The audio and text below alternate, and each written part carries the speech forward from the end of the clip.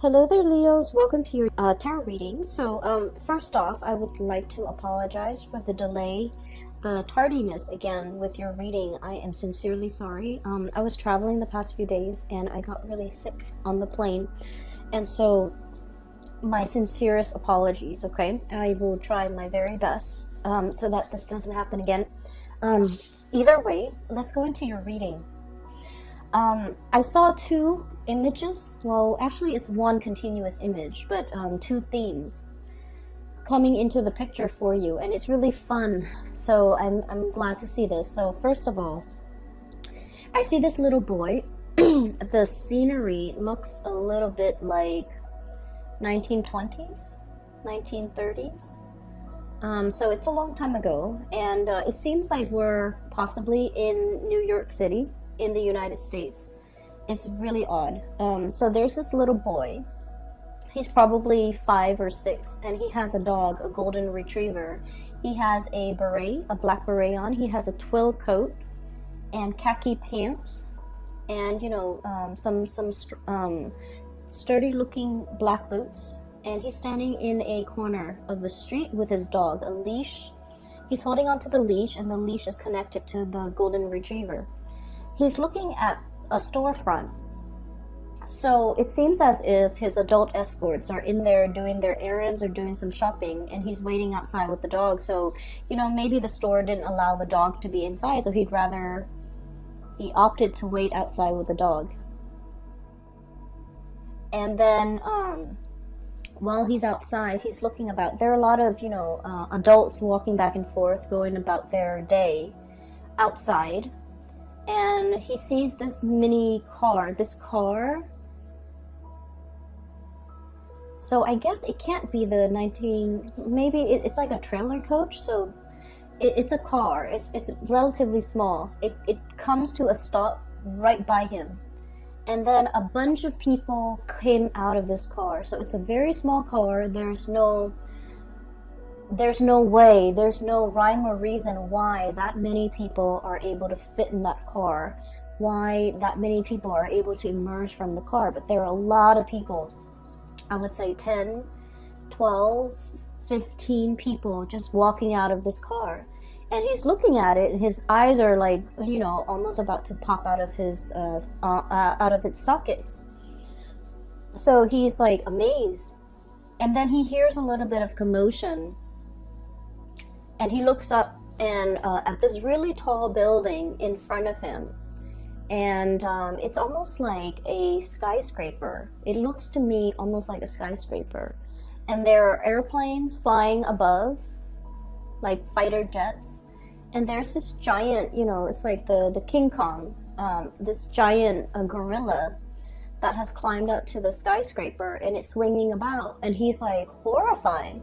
So he looks around about him, and the dog is barking at this time, to find the nearest adult. And he's telling the adult, look.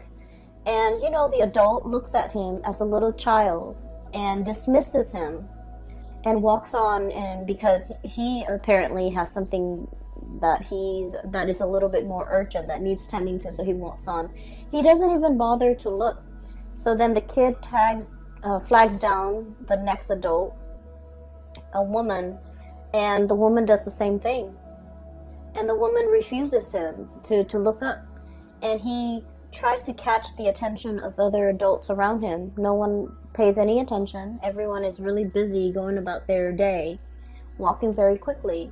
And so he's looking at this sight of this giant gorilla on top of the skyscraper, or swinging on the skyscraper, and his dog is the only thing that believes him. His dog is barking, and he's looking up, and his dog is by his side. Scene cuts out.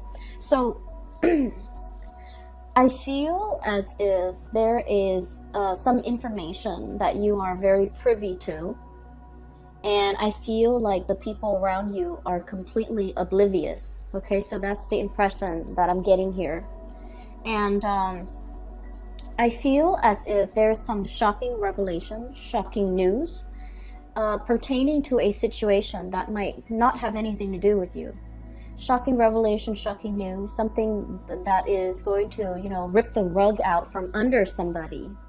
And you're privy to this information because you happen to be in the right place at the right time. And I feel as if you're not really sure how to handle this information. I feel that onlookers are looking at you, and they're trying to either I want to say, like, draw out the information from you. And I feel that you're keeping the information to yourself. You're not really sharing, kind of like with the boy in the story, he might be sharing, but I feel like you have time to dissect the situation. And because most of you who are watching this might be adults, you're not like that little boy who's confused and scared. I feel like you've digested the information, and now you're trying to figure out what to do with it. And you feel that the message or the information, if it gets out, it can have long-term ramifications. It's a big deal, and it can, you know, overturn some major events. Okay, so I feel like you're privy to some really important information, and you're trying to bide your time. You're trying to be careful who you share this information with, because I feel that others are looking at you, wanting this to get out, wanting to dig it out of you, wanting to claim it as their own, wanting to be privy to the same knowledge. Excuse me. And as a result of it, you're not sure who you can trust, okay? When I saw the image of the dog, I think about, you know, very strong loyalties, okay? I feel that there is a potentially like an ethical dilemma. You might be very loyal to a specific person. And, you know, Leos, you guys are all about strength and loyalty. So it's all about, you know, who your people are, who your clan are, who you can trust, where your faith lies, okay? And so I feel like with this dog imagery, it's all about, you know, being loyal to somebody, trusting your gut, and doing the right thing. And I also feel that this information that you're privy to might affect the life of somebody who's very important to you, that you're very loyal to, and you're not sure by divulging this information if it's going to help them in any way, or if it's just going to cause them worry. So you're waiting for the time to pass. You're biding your time, waiting for things to pass. Okay, so that's the first interpretation that I'm seeing here. The other interpretation that I saw, and it's the clown car, okay, the small car, and a lot of people got out of this car. So it seems more like a wagon, like a horse-drawn carriage or something, as appropriate during that time. What I sense is there's a situation where you might be a witness to, and I feel like, you know, it's a situation where there's like too many people, too many interruptions, too many cooks in the kitchen, and too many disparate energies, people wanting things this way, wanting things that way.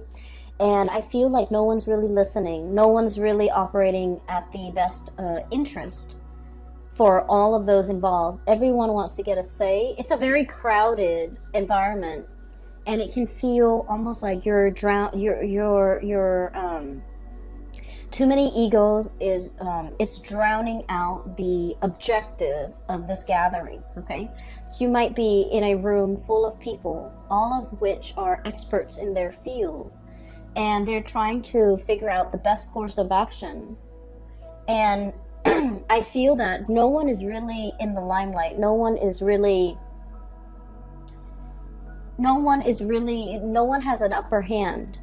Everyone has their ideas of what to do, and no one is really paying attention to anybody.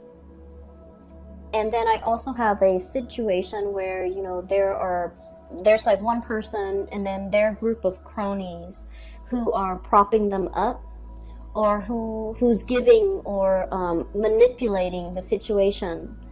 The cronies behind the scenes are like manipulating the situation to boost or bolster the credibility and the qualification of this one person.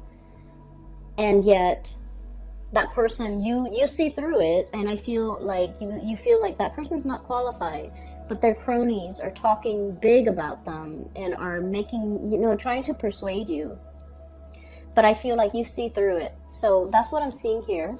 We have here the Six of Crystals. This is the Six of Pentacles, okay? And when I look at this deck, I'm looking more at the imagery rather than the specific name of the card. And I feel like someone is on high alert. And I feel that they're standing behind somebody out of this sense of obligation, loyalty.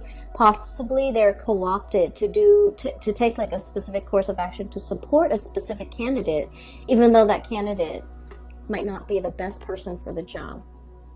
Okay? And then we also have here the Six of Cups. Once again, this sense of indebtedness, this sense of like, what I'm feeling is like a really strong connection. And it's a very positive card, but based on everything that I'm seeing in your reading, I feel it's like, birds of a feather flock together. So people who are like-minded tend to just flock together. And because they're around people who think exactly like them, they echo the same sentiments. They finish each other's sentences. They echo the same words, the same themes, the same ideology. And they're not able to think for themselves. So based on this, I feel like in this month, you're going to be that breath of fresh air where you're able to see through, I want to say, through the facade, okay?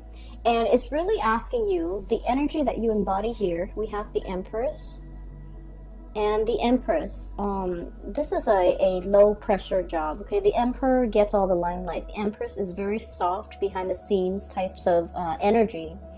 And the way that she embodies this energy, and you can be male or female watching this, if you're a Leo, doesn't matter your gender. The cards are not gender specific, but the energy of the Empress, somebody working behind the scenes, someone without a lot of limelight on them. So they can make mistakes and no one will bat an eye. No one's going to blame them for anything. But with this Empress energy, I feel that, it's a low pressure job. You're in a position where you are advising, giving counsel, or giving somebody information. Whatever you're privy to, you're sharing this information with somebody like a confidant, with somebody that you really trust, with somebody that you are standing behind. And you trust this person. Your gut tells you you really trust this person. And so I feel like you're seeing through the chaos that's happening around you, and you're able to maintain your center, and you're able to understand why people say the things that they are, and you're understanding, what incentives they have for coming forward, for supporting this candidate, for wanting this person for the job. And I feel that you're, writing all of this down, taking notes, observing everything that's happening around you. And everyone else is so busy speaking for the candidate, speaking for themselves, bolstering their position, that they're not privy to everything that you're seeing, everything that you're observing, everything that you're able to catch. The micro expressions, the little nuances, the energy changes, the energetic changes in the room. You're able to catch it all. And so you're in a very good position to be able to understand people's motives, understand people's agenda. And what I feel is, if this message resonates with you, if everything that I've said so far resonates with you, it's really asking you to trust your gut.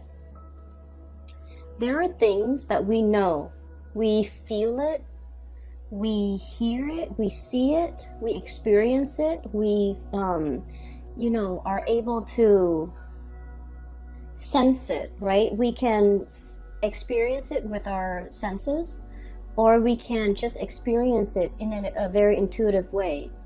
And even if other people don't agree with us, or if other people have never experienced it, they can never wrap their heads around it, it doesn't diminish what you feel. And I feel that the message here is, you really need to trust your gut. You really need to be in a position where you trust yourself and, you know, give yourself credit, because the other people, even if they don't support you, even if they don't believe what you have to say, even if they feel that what you're saying is outside of the realm of possibility and they can never give you credit for it, it doesn't diminish what you have experienced. It doesn't, you know, even if people are dismissive, it should not detract you from the things you believe about yourself. We have here the King of Feathers. This is the King of Swords, okay? This is being very decisive. And this is kind of like owning up your power of discernment, your judgment. And it's about logic and justice. The way this energy comes across, it's an air sign, Aquarius, Gemini, and Libra, but, you know, the depiction is very much you. So that's why with this deck, I'm pretty much reading the imagery rather than the title. So this is like owning your power, knowing your own truth, and, you know, not wavering just because other people might not agree, just because other people might not have the same experience, just because people might not understand. Okay, so hang on to your truth. You be very clear about, you know, I experienced this, I saw it with my own eyes, and not let other people, you know, tell you otherwise. Okay, so I feel like the message here is really trusting your gut. You're on the right path. Even if other people don't agree with you, it doesn't really matter. What I'm getting as well, we have here the moon, and this is all about, you know, that intuitive side of us, that intuition kicking in, knowing that there's something that's going to happen, like foreshadowing, being very conscientious about, you know, picking up the signs, the signals, the telltale signs that are warning you or telling you something is going to unfold, unravel. So we have here the moon, and it is about imagination and perception. And I also feel here, something tells me, you know, intuition and gut instincts with this combination. It's telling you that you're right. You know what you know, because the source is not coming in through a physical form. You're getting intuitive hits. You're getting, you know, like a psychic nudge that what you know is true, and you need to stick to your guts. And let's say if you are facing somebody, okay, and you have some information about some type of wrongdoing, and their method is deny at all costs, and you're coming face to face with this character who might be quite elusive, quite articulate, is willing to, you know, talk around you, and they create confusion, they create, you know, accusations, they might throw your whatever you have to say back at you, and it makes you very confused. It makes you doubt your theories. It makes you doubt your intuition. It makes you doubt your reality. You saw what you saw, Leos, and I feel like you're doubting your reality because you're dealing with someone who's very muddled, very confusing. And I feel like, you know, they're purposely being confusing. They might be manipulative. They're purposely trying to, you know, distract you. It's like a red herring. It's a distraction. A distraction from the truth, a distraction to draw attention away from them, a distraction to make you doubt your reality. And so if their tactic has been, you know, evasiveness, half-truths, lying by omission, deflecting, you know, getting defensive and things like that, then that's all the information that you need, that they're the guilty party here.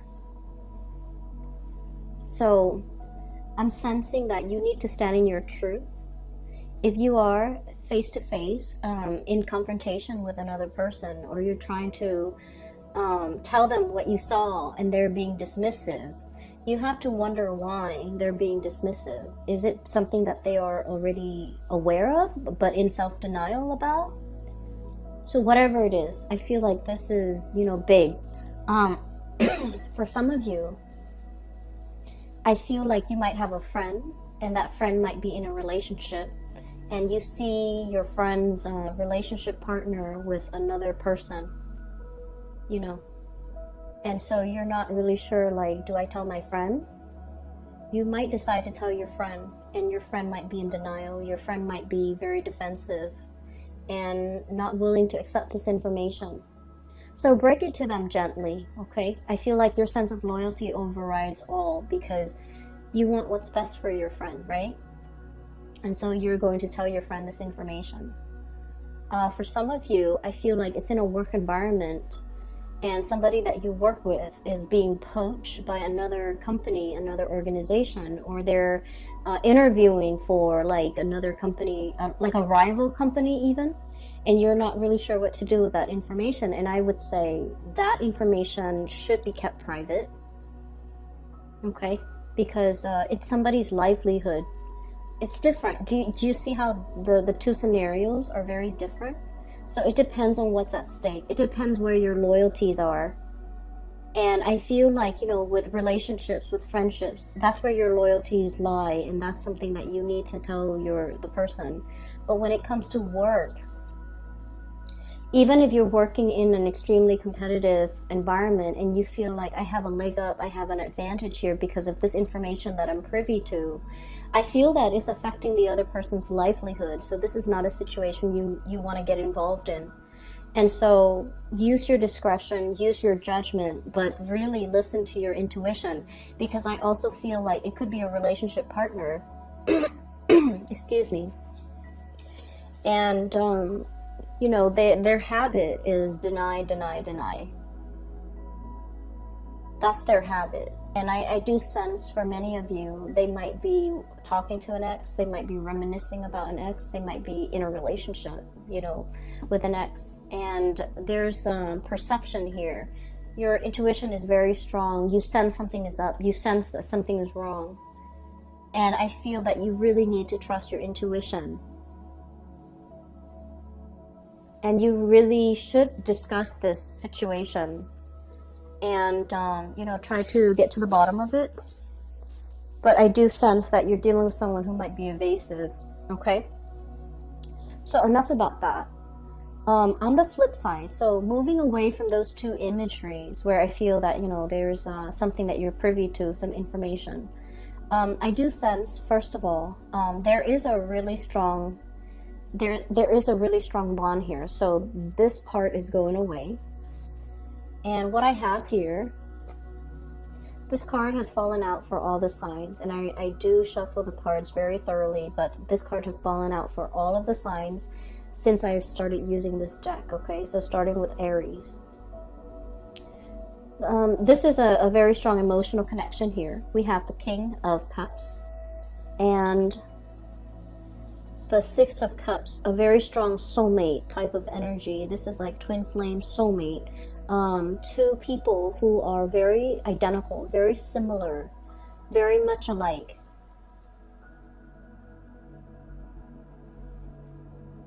And I feel almost like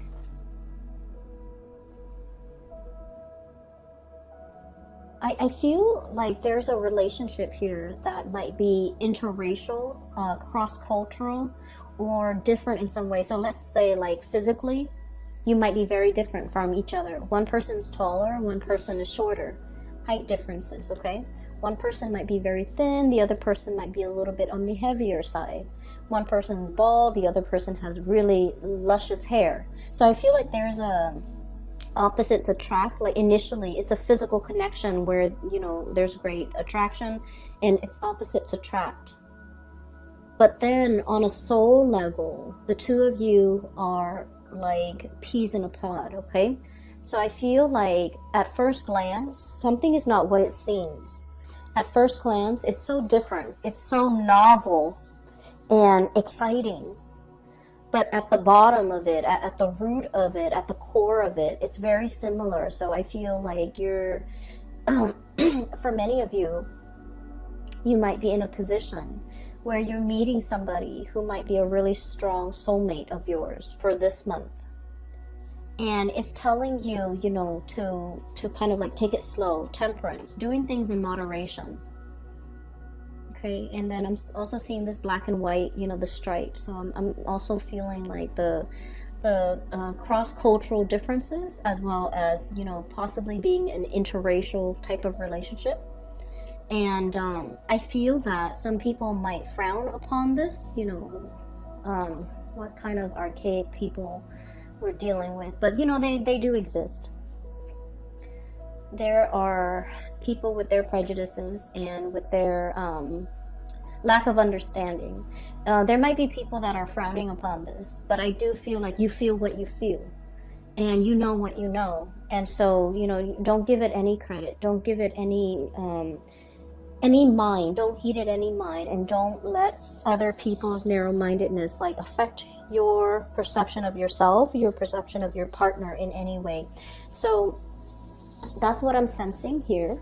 And I feel like there is a really strong emotional connection that will really, you know, be tested for this month.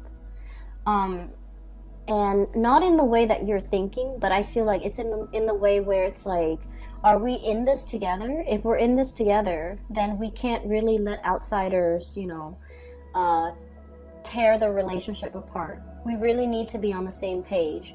For some of you, it could be like a situation where you have like a difficult child who's trying to drive a wedge in between, because, you know, children, sometimes they know how to turn one parent against another, and it's done in a very innocent way because they're not aware of the ramifications of, you know, long-term effects of turning parents against each other. But it's sort of like we have to be united on the same page in order to deal with whatever adversity that's coming our way, whatever is trying to either affect us, our relationship from the outside or from within.